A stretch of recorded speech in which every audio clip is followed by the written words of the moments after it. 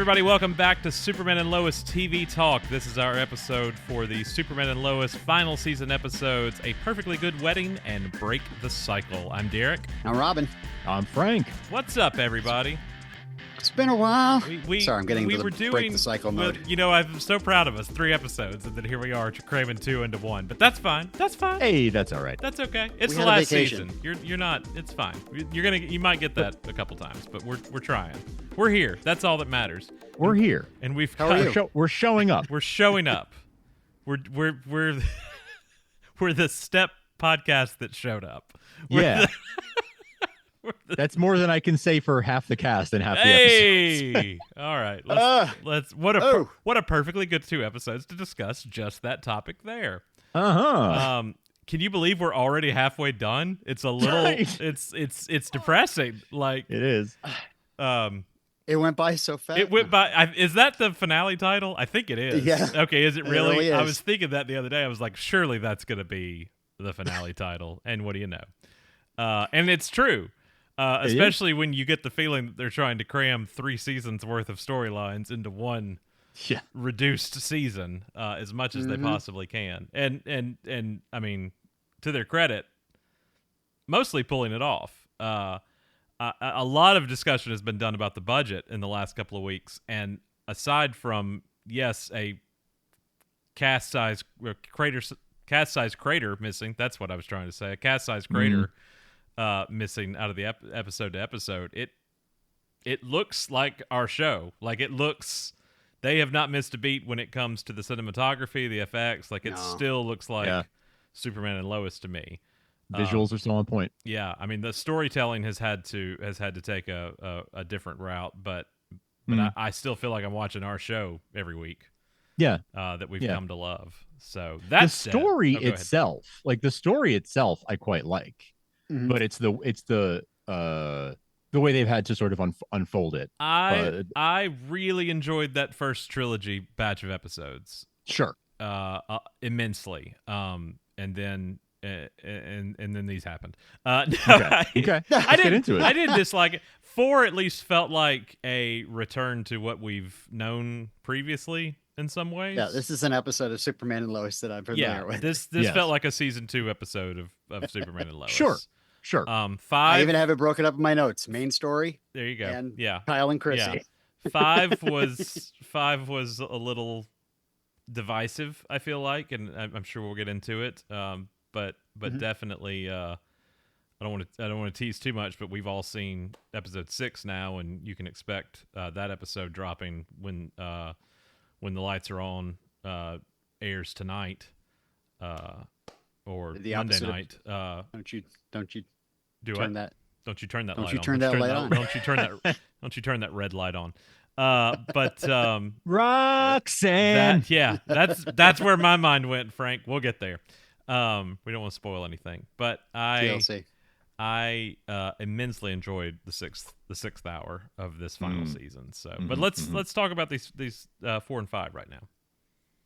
All right, you want to get into it? Yes. Get into it. Perfectly good wedding. It's a perfectly good wedding. It's a perfectly good wedding. So let's just talk about the main story first. We start off with some beautiful shots of the farm, like he's talking about the cinematography, beautiful cinematography. Okay, well, I'm going to go ahead and argue with you right here. I did not feel like this was the main story.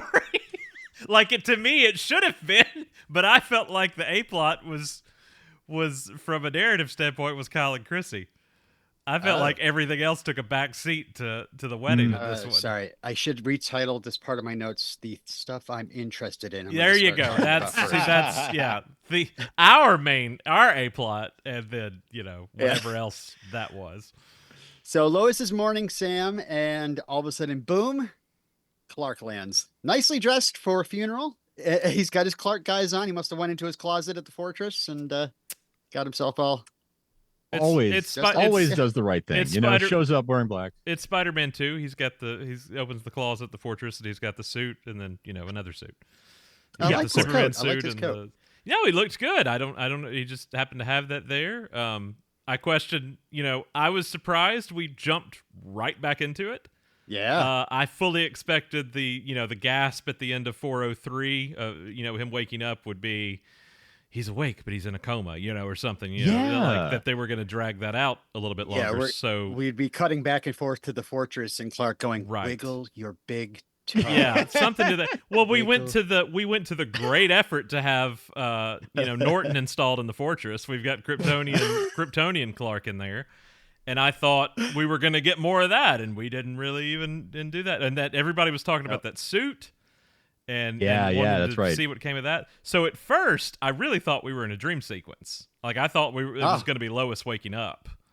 Yeah. And then exposition on from there of what had happened. We go into montage and Clark talking about how he died 3 weeks ago and everything went dark and now his life's different. Everything's kind of changed. He's not as quick as he used to be. And then he's like, well, I'm just going to be happy that we got a second chance. And we see some montage stuff about Lois getting treatment, standing in front of the mirror. You see how red the top of her chest is. So I'm wondering if she got that surgery, if that's radiation. Yes, she got reconstruction. And so that, shows how much time has passed with the reconstruction surgery.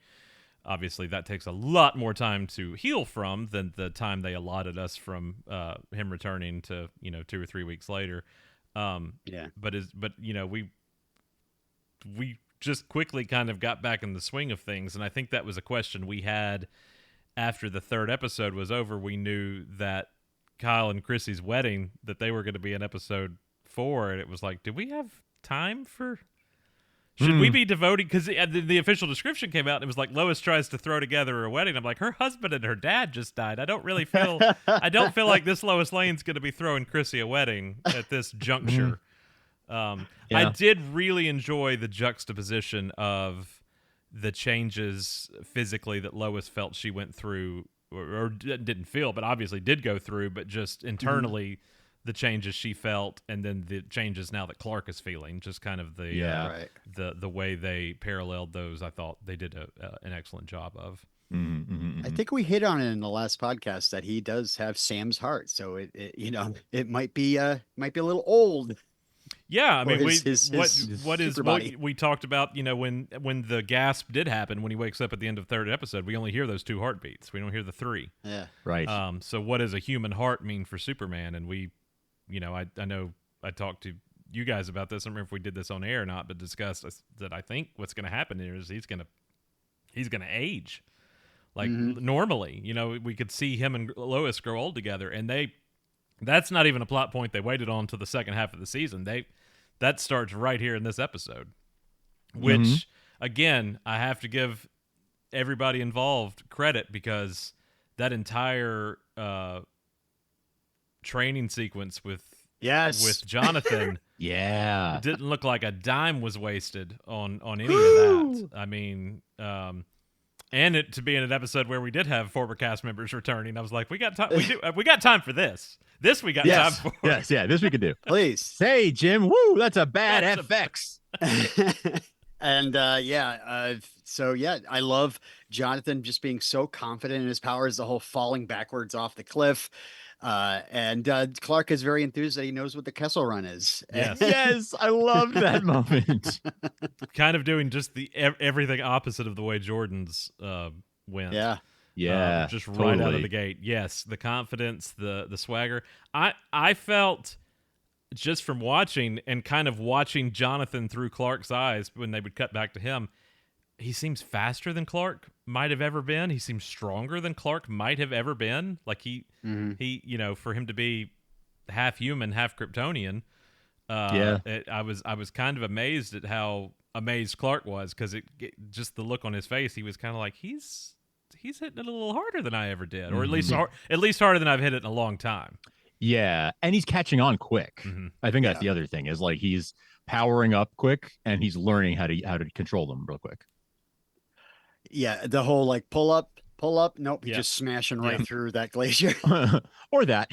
No. And then he's like, have you seen Fury Road? And then we just get this great side by side of them speeding along across the Arctic, and it just rules. I don't have any descriptive review. Just it rules. It rolls. I love it. That's when Clark's heart goes a little nuts and he crashes. Yeah, like I said, didn't waste any time getting into what could have been potentially a bigger thing in the second half of the season. That Derek was barely Mach 2. Yeah, barely Mach 2. Yeah. Barely Mach 2. That's a fluke. And I mean, it's a fascinating thing to consider. I mean, we have to do our version of the death of Superman, or they have to do their version of the death of Superman, I guess. But we have to factor in these things for a television budget that you can't do in a comic book. And frankly, I don't think the death of Superman has ever really been well done outside of the comic. There have been many attempts to do this, and it's just not. There's always trade-offs. There's always trade-offs. We've now had, and recently, I mean, I maintain the best version of Doomsday we've had was Krypton. I don't think that the sci-fi's Krypton version of Doomsday has been topped yet, because it was a practical puppet, with FX added onto it. But we've now had Batman versus Superman, Dawn of Justice into Justice League, into Snyder Cut, whichever one you prefer, and we've had at least two animated attempts to do the death, and these have all just been within the last 15 years. So they're putting their own little stamp on it, but the ramifications of a human-hearted Clark is something we've not really delved into before. Yeah. He can feel the alcohol now. He can. He can feel the alcohol. Which is like a nice callback to the beginning of the series. Well, it's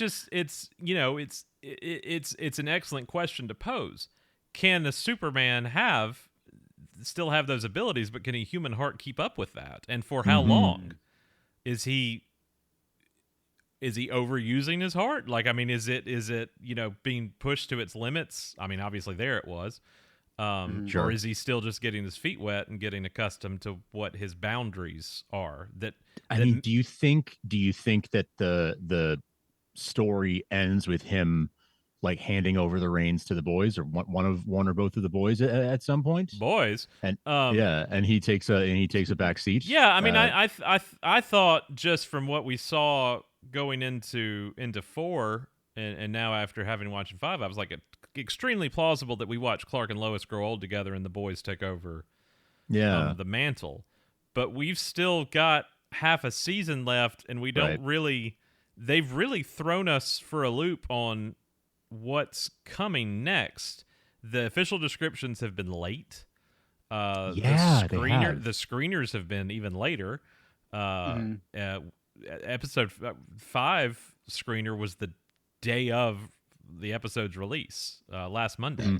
So I think that and the official images too have been, obviously check Krypton site as much as you possibly can if you're wanting those things in advance, but they do have seemed to be greatly delayed, whether or not just to spoil. Of course, this show has always done a magnificent job of releasing the most vague official descriptions ever. From day one, we have had the most, Smallville, we used to have the header, the header line, and it was all very detailed and descriptive. And these have been like, Lex makes a difficult decision, just every time super vague.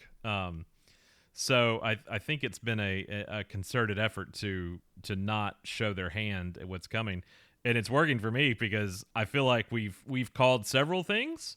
But there's also been a few things I'm like, I don't know what the end game here is. Like, I feel like we've got pieces of the puzzle, but I don't know how it's gonna unravel. Sure.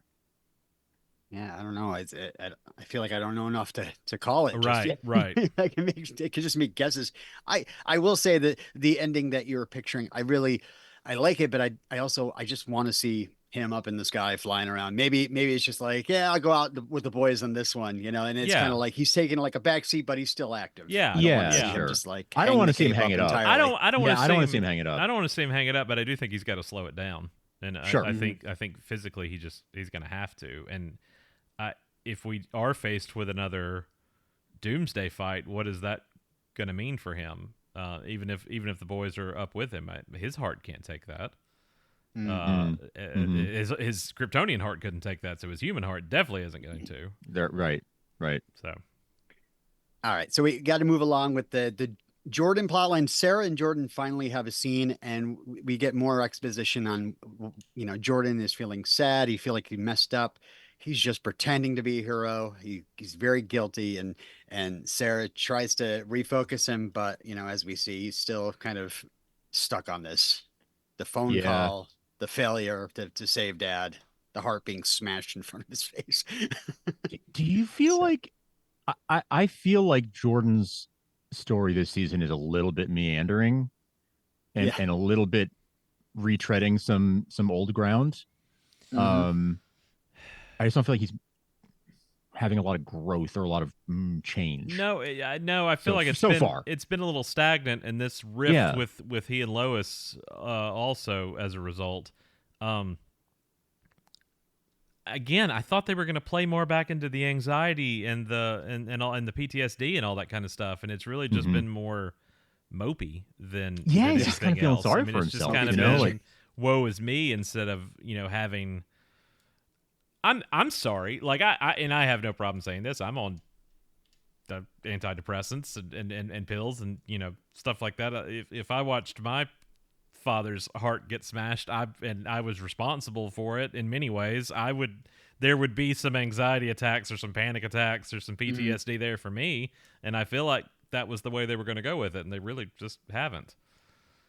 yeah, that's one of the more surprising things to me. I feel like there's something being left on the table there. I hope that there's like I hope there's a plan for Yeah, in the long run, and yeah. but it has been a little stagnant this season, and surprisingly so. The John stuff completely took me by surprise because I was Right. really settled into like this is the story is that one of them has it and Yeah. one of and the other doesn't, and that's the Mhm. dynamic. One of them is more like Clark, one of them is more like Lois, right? We have the two Well, and sets, and that's but something we got into in 5. I was, they were making this whole argument for Jonathan working on a story with Lois, and I mm, always kind of thought that was the way they would go with it.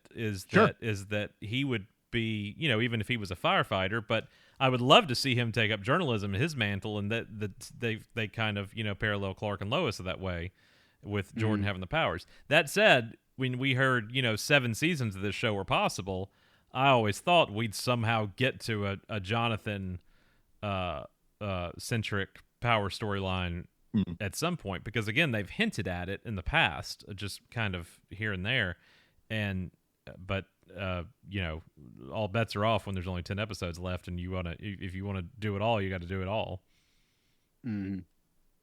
yeah. I mean, it's a lot to get to in one season Mm-hmm. for them to go that route for him in an abbreviated season that is the final season. Mm-hmm. Clearly it's integral to the story that they want to Yeah. tell. Assuming that they had things planned out for 4, 5, 6, 7, and where the story might take them, got to think that they are probably pulling some of the bigger storylines that they wanted to get to in future seasons, and sort of pulling it forward to season 4 so they could tell that story. And so it's for them to want to squeeze something that big in, and I say squeeze, it's not like it's out of place. They're actually doing, I think, quite a good job of like it was sudden, Yeah. and but Mhm. it makes sense with the story that it's fast even for everyone around that he's catching on so fast. Right. Um, The yeah, story dictates that he has to catch on fast. We don't have yeah, time for him yeah, to be Yeah. stumbling There's no with time. this. Yeah, that's why you got yeah, everything at once. yeah, yeah. We didn't have all season to play with this. John and Lois track down Gretchen, whose real name is Cheryl Kimball, by the way. And this is a character from the Superman Aliens miniseries, Yeah. apparently. Oh, I was okay. So I was I'm like, very I didn't read that curious one. when I looked that up, and just to see that that's where she hailed from, Hmm. and whether or not that would have any indication on who Milton is, or Yeah.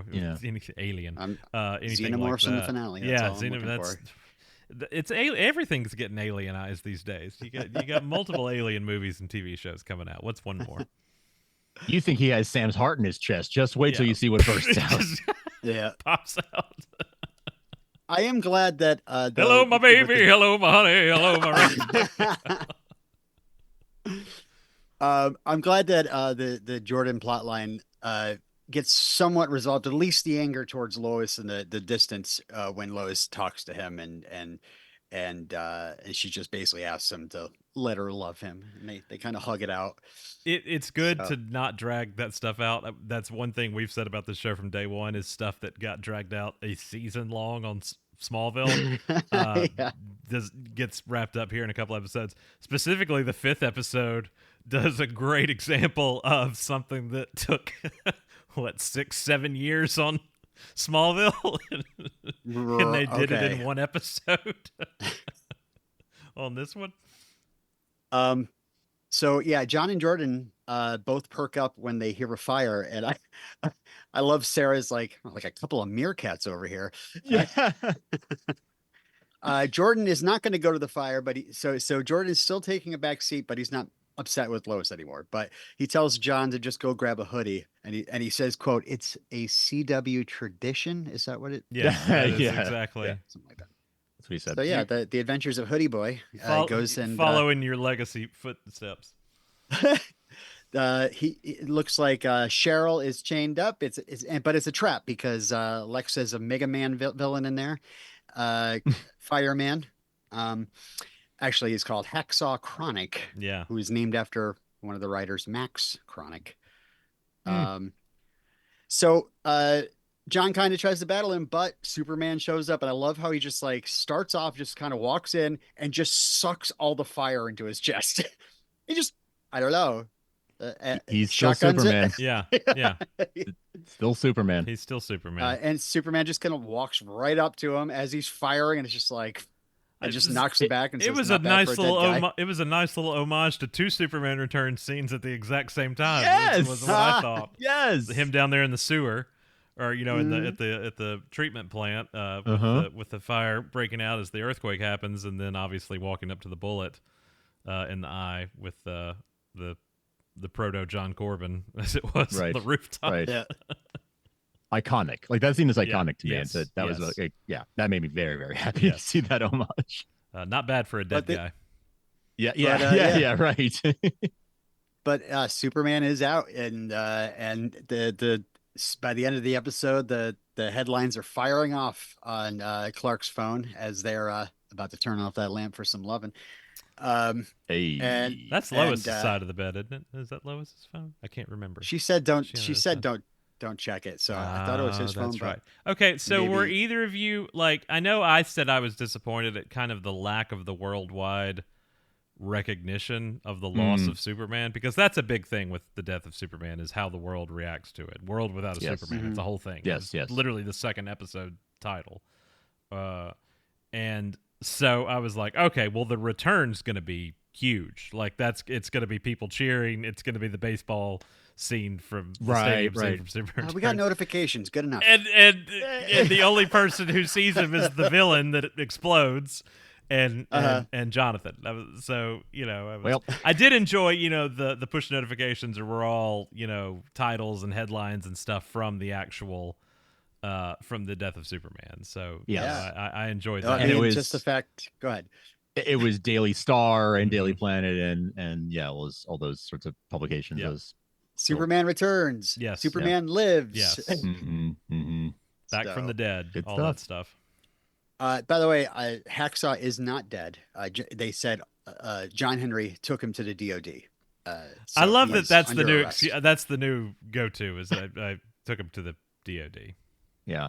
There's And a couple so is John mentions Henry. of John There's just- Henry doing yeah. things off camera. Just a pit they throw him into.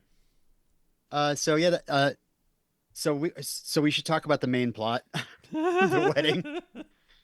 Coach Gaines hired to DJ. Yes. Chrissy a little worried about that. A little worried about mom. I'm sorry, Coach Gaines was the breakout of this episode. He stole the whole episode there at the The end. flat show. top hairdo. I love Like, it. look, if we're Oh, gonna start man. bringing people back, let's bring the people back that matter. I'll tell you that much right now. We meet Ms. Beppo, who is a little perturbed about Kyle is a recent divorcee. His daughter is almost as old as Chrissy. I looked up the actresses' ages. There's a 10-year difference. I was going to And say she's also like 12 years younger than Eric Valdez in real life. But Don't bring in new characters. What are we doing? We don't have time for this. Like, I feel like that shouldn't have been the finale title instead of All Went By So Fast. Is we don't have time for this. That's well, they the at least thing. That's mentioned the like season like tagline. there's no father because he's still not talking to Chrissy, but but the mother shows up, so we didn't get 2 new characters. Go ahead, Frank.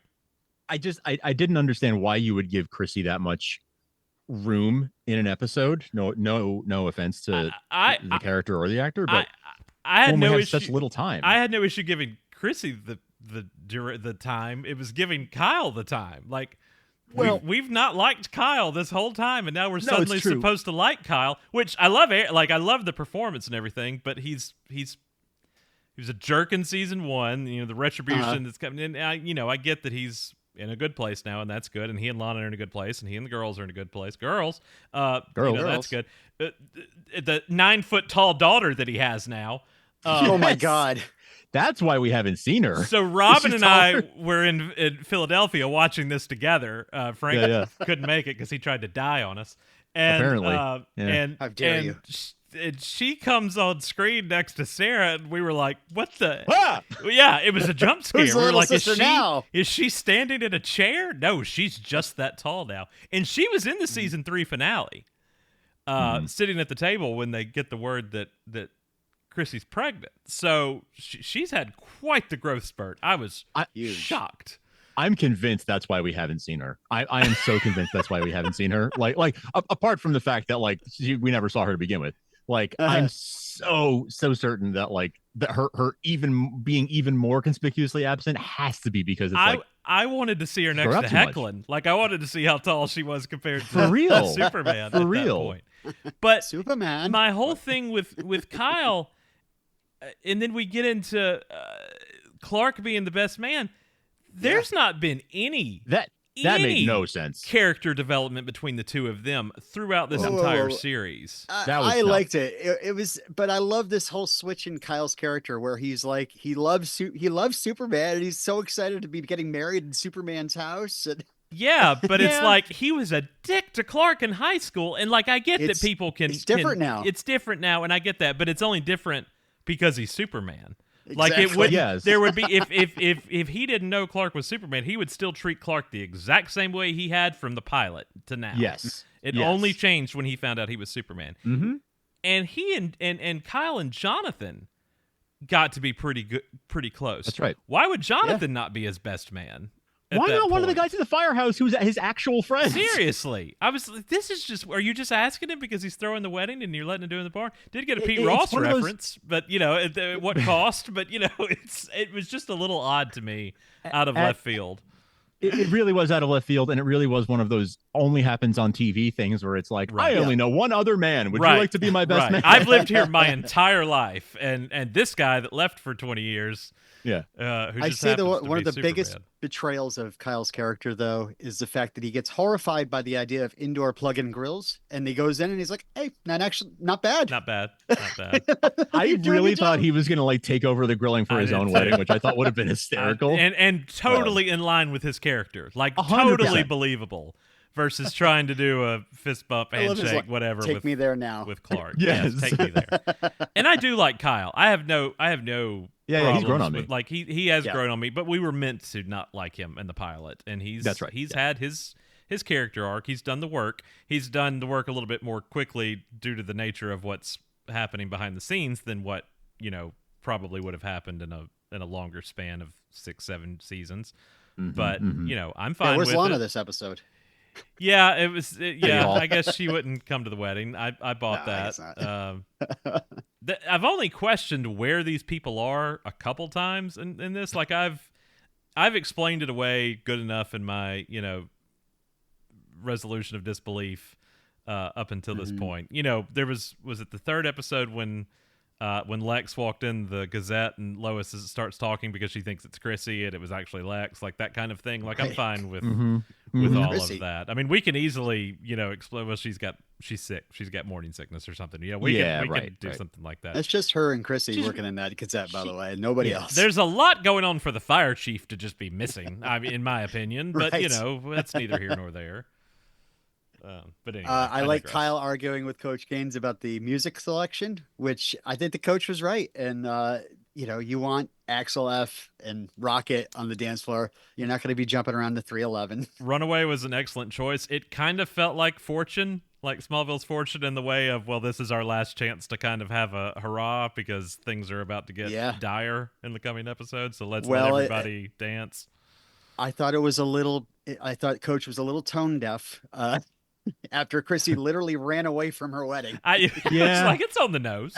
It's on let's the nose. hit runaway. Yeah. Did anybody else think that she was going to do gummies with Sarah? Well, that's the thing. She's pregnant. Because Sarah actually went to she's like, "Where's your wait, you're pregnant. Can't take those." For that minute where she's like, "Baby," like before she said, I was like, "They're not going to show her taking a gummy when she's pregnant, right?" Kid with a high school kid. I don't. Yeah, that's fine. High school special teddy bears. What did you call them? Special gummy bears, or whatever. Where's your bag? And Ms. Beppo calls Chrissy Bambi at the end, and Chrissy's like, "It's been so long since you called me that. I think it's Bambi." I don't know if that's a reference to something. No, I again, it felt like it was Bambi one of Beppo? these. It was one of these things that had we had a longer show, maybe we would have known this about Chrissy. Yeah. Chrissy, I mean, essentially, we know less about Chrissy than we know about anybody in this cast. Pretty much. This is the most exposition backstory we've gotten on Chrissy throughout the entire series. Mm-hmm. Other than she was a diehard Lois Lane fanatic. And somehow owns the Gazette. I still want to say Ledger. It's still really hard for me to say Smallville Gazette because it sounds wrong. But I feel like that's the most we've gotten out of her was this episode of her past. So is this it for Kyle and Chrissy? Like, are we done? It was a perfectly good wedding.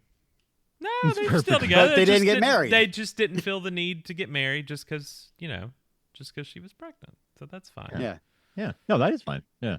And I hoped they were on a honeymoon because of things that transpire later. Anyway, we'll get there. So break the cycle. Yeah, let's talk about the fifth one. That was a huge departure. I felt like from the first 4 episodes. Written by Adam Mallinger. We got to come back for one more this season because obviously they lost a lot of people in the writers' room. So I was glad he got to come back. Last hurrah. Some interesting choices made in this episode. Yes. I feel like a lot of the momentum we pumped up in those first 3 episodes has kind of, the air has fizzled out a little bit with 4 and 5. But we couldn't not have Tyler for half the season. We just couldn't. Like that would that would be a disservice. Again, I think Robin and I we joked we were going to bleep out when we talked about Superman Lois. We were going to bleep Superman out of the when we were the opening, but then he's back, so there's no need to do that now. Bleep and Lois, which is why I thought we were going to go the AI route.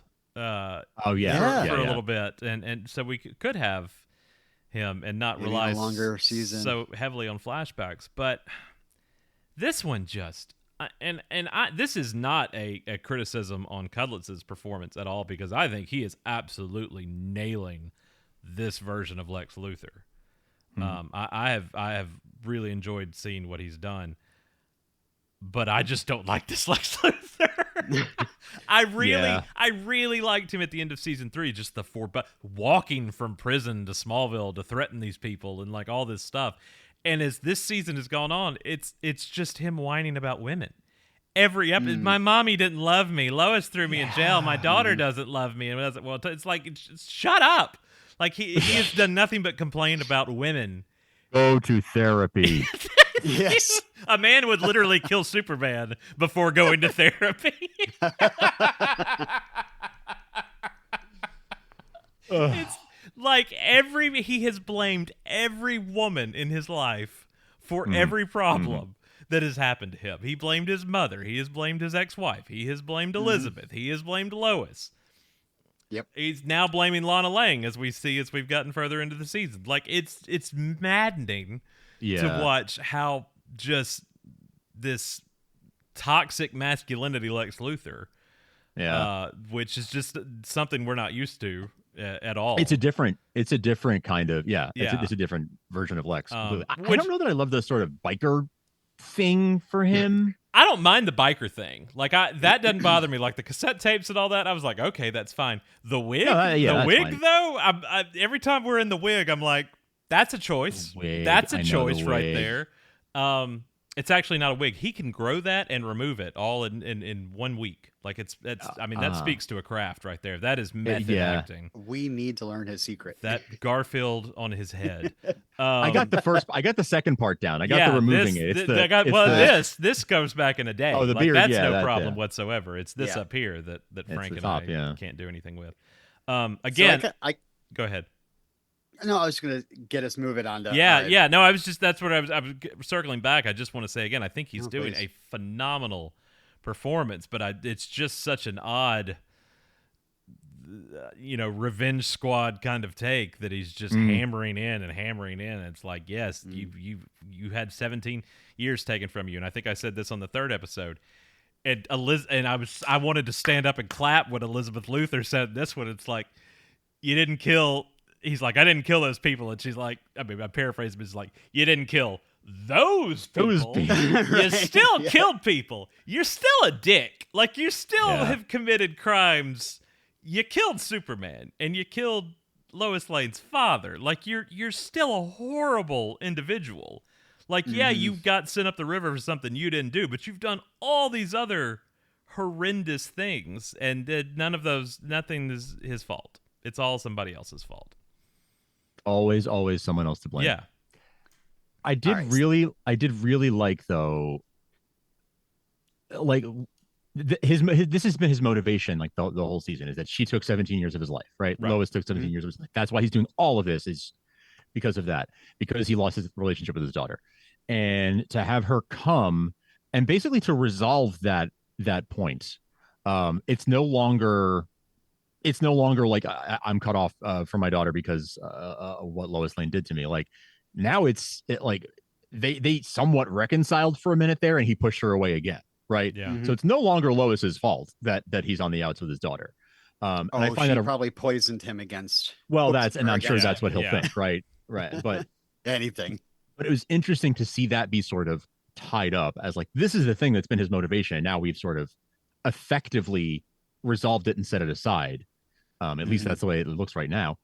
So, like, what's his motivation now? Like, what is he just still the revenge? I guess there has to be a price, he said, right? So I guess that's what. I think it's going to be exponentially worse now because now he does feel that a wedge has been driven even further due to Lois's actions, going and seeking out Elizabeth, who was in hiding, who Sam helped hide to keep her away. Because she was 14 when he left, and we obviously see all this through flashbacks, very well done flashbacks that kind of dig away at their relationship and what led, the divorce, and obviously this backstory of Lex is vastly different than what we've encountered previously. He's a self-made man. He didn't come from anything, so all of this is him. But again, there is a Lionel. There is a Lionel, but the whole biker aspect in the boardroom just is an odd feel to me. Because I'm very interested in what this Luthor Corp does, and I feel like we've not gotten a clear answer on that at all. It's like a wild hog situation, right? I think Lex is like, he loves his weekends on his bike, and now it's like, that's my whole persona. I feel the toughest in that gear rather than in the suit. Yeah. But again, it begs the question, is like, what is his background? What did he make himself with? Like, what is it land deals? Is it, is it real estate? Is it a classic Luthor thing? Is it science? Is it R&D? Like, what are we cooking up in here? And then we've still got this whole, his mysterious assistant that's like pining for him, and then the Milton Fine, quote unquote, hiding in the shadows. And we can't tie Lex to Sam's murder, even though all these DOD agents sat here and watched him on the phone make the call for Doomsday to kill the man, but nope, can't be traced to that death. Like, it's like there's just more questions than answers with this Lex. I think only Sam saw the phone. Maybe, but I was like, they're all right there.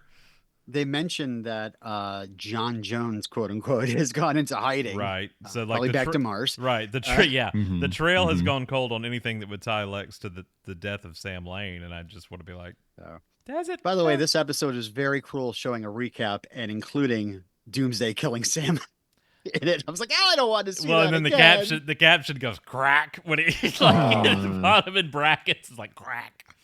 Like, jeez.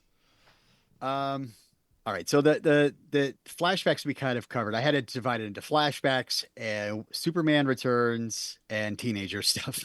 Yeah. Mm-hmm. So Superman. He's Amanda says they're hot on Elizabeth's heels. Lex is heading back to Smallville because he's finds out that Superman is back. We find out that John Jones is AWOL. So yeah, on a road near Smallville, this is where we get Superman just kind of landing in front of Lex's truck because he's like, you know what? I'm just gonna go talk to him and see if I can just talk him down. Talk some sense into the guy. Yeah. And Lex immediately just starts calling him Clark. Yeah. Wonders how Lois how she brought him back.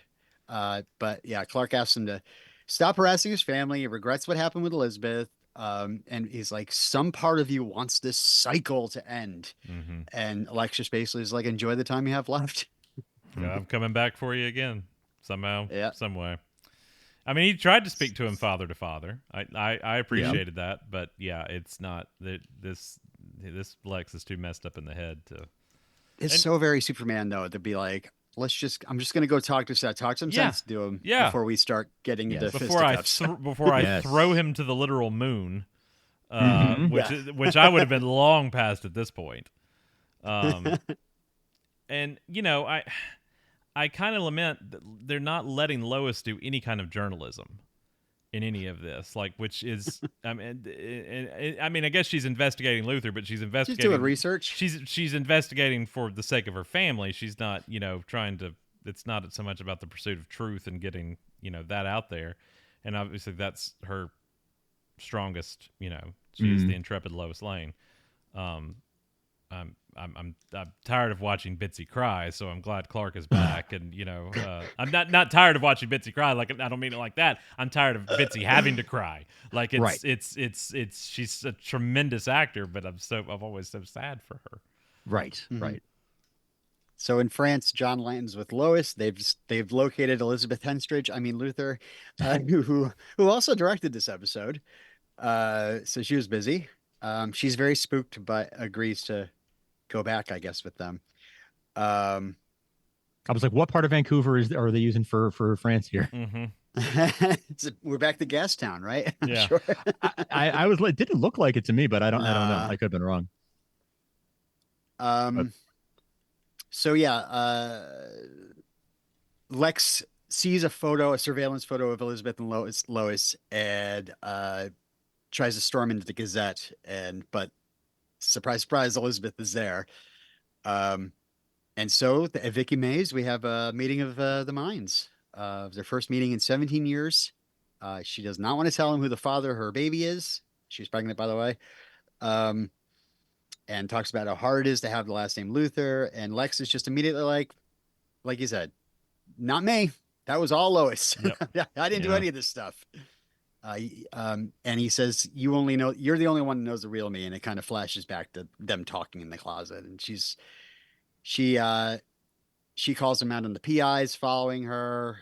And so Elizabeth decides to leave because he's just not taking any responsibility for it. Meanwhile, Lois is pondering over the ELT that was used by Lex to call Doomsday. Yeah. And I'm like, what are you doing? What are you doing? She's going to go talk to Doomsday, mother to mother? She's going to go talk some sense into Doomsday since Clark couldn't talk to Lex. So let me try the lesser of two evils here and see how that goes. Just talking sense into different kind of monsters. Yeah. And I also love that Elizabeth walks out and then they tell her, try talking to him again. And she goes back in and now it's nighttime. Yeah. And it's just like between scene to scene, like all of a sudden it went from day to night. And there might've been seconds apart between both these scenes that I'm thinking of.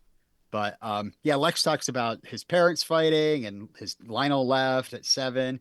but the only thing that Lionel left was his belt, which his mother beat him with, which is horrible. I mean, yes, it's horrible. And this is what actually cracks Elizabeth. And he says, the most terrible thing in my life was being locked up, and I couldn't take care of you. And I don't want to gloss over the line of the episode. What's that? Lex Luthor's going to be a grandfather? Tyler's delivery of that was perfect.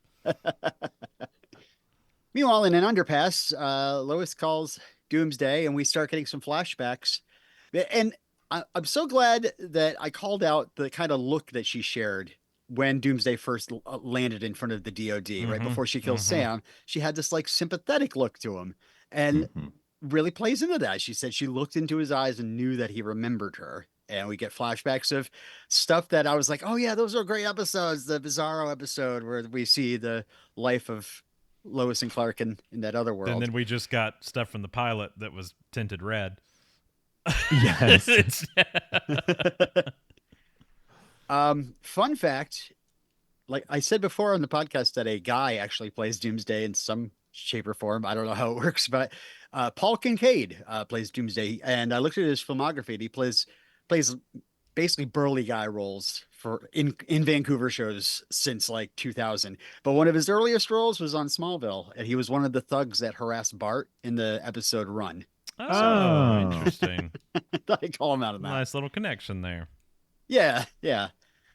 So, Lex says he's been in Smallville. He's not really in Metropolis much, but then he just kind of slams the counter, talking about Lois, and which sets Liz off because she's remembering how she's a child. She was a child, and he slammed the table, yelling at his wife, and so Liz gives him an ultimatum: pick your revenge or pick me. And Lex chooses vengeance. And so Liz is like, stay out of my life forever. And as Liz walks off, Lex makes eye contact with Clark across the street. Yeah. And he's looking very angry. Intense. Elizabeth is I can't remember off the top of my head another LL character whose actual name isn't, actual initials aren't LL. Yeah. Sure, Liz makes it, but nobody actually says Liz in the show. I just no one does. Writing Liz in my notes because he's Alexander Luthor. That's true. Yeah. That is true. You're right. Yeah. But still, yes, Liz Luthor, as it were. She's literally giving you back what you feel like you've gotten taken from you in 17 years. Plus one, she has your grandchild. Like you literally can literally course correct right here and be in her life and be a grandfather to this child, and your hatred again of somebody putting you up for putting you away for a crime you didn't commit when you've committed all these other ones, right? Is greater to you than getting the thing that you're literally mad about that was taken from you.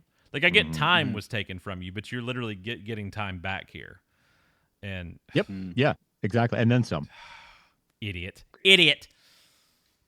Speaking of Bitsy crying on the show a little bit, we get a little bit of a flashback to what happened between her and Doomsday, and she's basically just like kind of says that on his world he was married, he had a family, he knew how much it hurt to lose them. Destroying mine won't bring them back, and she tears up and begs not to hurt her family. It's a him. It's Clark or Clark. Krauk. I don't know, but yeah. Krauk. And yeah, we see at the subway, Lex is stunned to see that the monster has disappeared. And just to, I don't know, put a button on it, Amanda shows him footage of Doomsday hearing something and then speeding off. Yep, he's gone. Just in case you were curious. I like that he just hangs out in the subway. He's just got his own little rec room. TV and a hot plate. He's good to go in there. He's happy. Just throw some cup of noodles his way and he's happy. Y'all got some Sunny D? All right, purple stuff, OJ. All right. Shall we talk about the teenager stuff now? Teenagers. We have Corey Wellnitz is back. We have Malcolm. He's back. We got Denise, who is pulls the boys aside and he's like, "I'm sorry, you guys are so insensitive about your dad. They don't really know, but I'm glad he's okay." I'm sorry, these guys are too dumb to figure out what the rest of us already know. Yeah. I guess we'll talk more about that in the 6th episode, but I'm struggling with this whole everybody was just out in the street and saw it happen and are making up their own versions of the truth, kind of jump to conclusions. But I guess we can. They were setting that up for the next one, I think. Laying groundwork there. In the meantime, can we just quit telling people outright? I love all this back and forth through the whole episode of keeping it from not Denise, but keeping it from Candace. Candace, thank you. I was about to say Caitlin. Keeping it from Candace, and Jordan just finally like, I'll just tell her. Like, F it. Yeah, I'll just tell her. Yeah. Jordan will explain everything. Okay, I guess I will. He literally explained everything. Okay. Yeah, we almost had some classic Smallville vibes with John making up excuses about a puppy rescue or a huge story about a puppy rescue. She wasn't having it. She wasn't pulling a lot of Lang. Like, you've got to be more open with me. Like, I need you. I need you to not keep secrets from me. It was just straight up, I'm leaving. Like, I'm getting back on the bus. You're lying. I'm out of here. You're lying to me. You're both lying to me. And I'm out of here. Yeah, they didn't waste any time with that. It was like, on the one hand, I'm like, why are we telling so many people? On the other hand, I'm like, if we're telling everybody, just tell her. That's kind of at the same time, I was like, why are we dragging this out? Like, we know what's coming. Like, we know that this is about to happen, but everybody literally knows at this point, which I do not know how I feel about that, but it's neither here nor there. I assumed that we'd get some sort of like way to explain it away, and then she would go back, or I don't know. Is this our find out outside of Luthor now? Is this our 3rd character this season to admit that they or to be in on the secret, or by either figuring it out by themselves or being told? Because Chuck, and Denise, and now Candace, and I think there are more to come. So I'm very curious at how many are gonna know before all is said and done. I mean, I feel like what they're probably building to is a public reveal, and I don't like that. I'm not a fan of that. I really don't. That's how Supergirl ended, and I had big qualms with that because she didn't even bother checking with Clark if it was okay before she did that at the end of that series. I was not a fan of that at all. I didn't think it fit well with that whole vibe of the show. Frank can speak to that more than I can. I was a little short-sighted on it probably, but I didn't feel like it was done well. I mean, I'm never a fan of the let's just throw the secret identity away and let everybody know. Like that always feels like it's a very short-sighted storytelling device, and it's like, okay, it's satisfying to tell that story in the moment, but that's kind of a dead end. Yeah. Which I felt like is why Supergirl did it. It was like, well, we don't have to come up with any more stories at this point, so we don't have to. But when it's been done in comics, like, okay, now we have to do some kind of, everyone's memory gets wiped, or there's a continuity change or whatever. Like, you have to do something to sort of reset. And with Supergirl, it was easy because it was like, show's over, who cares? No one's got to solve that problem. But I think the same thing here. That would be sort of a little bit of a letdown. And I feel like that's how they're going. I hope that there's something else other than that just being the final. I hate to say nail on the coffin after what we've just been through, but I kind of hope that that's not just what it is. If it's that and something else, maybe. But again, like, that was one of my biggest complaints with Supergirl. Is by that point we've already introduced Tyler into that universe. That Tyler, that Earth's Tyler, Earth 38's Tyler, or 38's Clark, and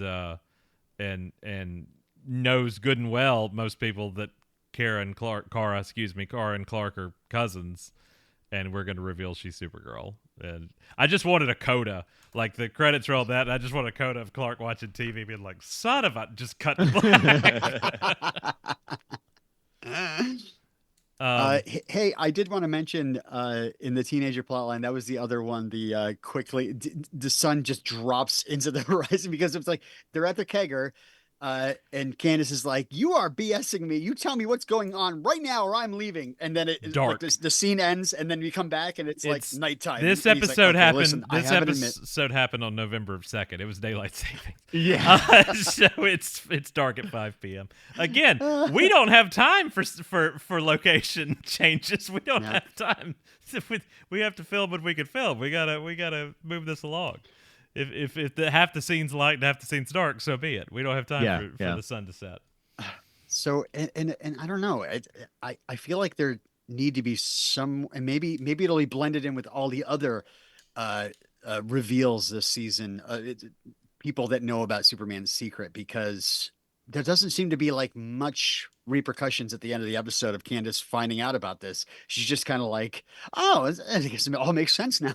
Well, if it's a situation where it's not a public worldwide reveal, but that the residents of Smallville know that Clark is Superman and protect, like stand up together to protect the Kent Lanes or Lane Kents or what have you, and bound around them to support them. That's different to me. Having a community. Then he kind of becomes the Lightning McQueen in Radiator Springs kind of situation. I get what you're saying, and I agree. Like, it is different than the world knowing. Yeah, still does strain my dropping my. It gives you the ick. Suspension of disbelief. Yeah, it gives you the ick, as the kids say.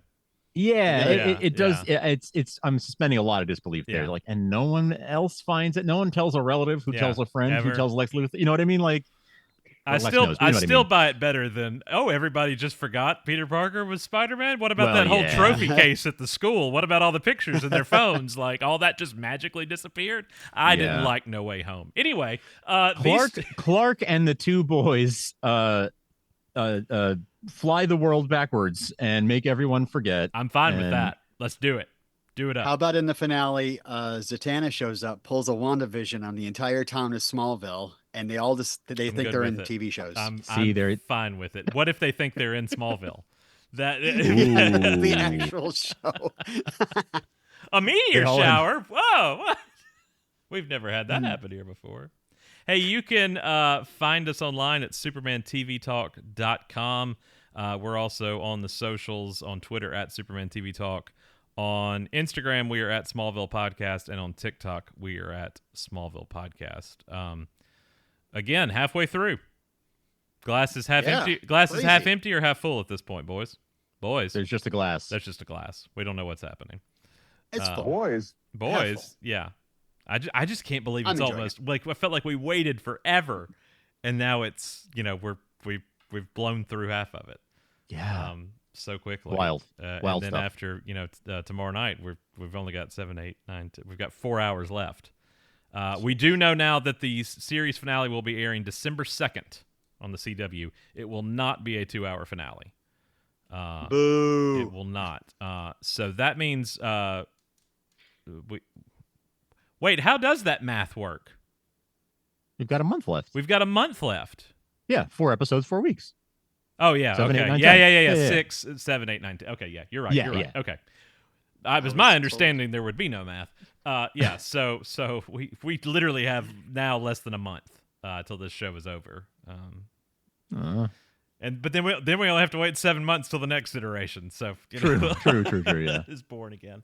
We'll be back with the 6th episode, When the Lights Come On. Robin, is that the title? When the lights come on. When the lights come on. Until then, we're always around. Why do we do it like that? We're always around. We're always around. Hey!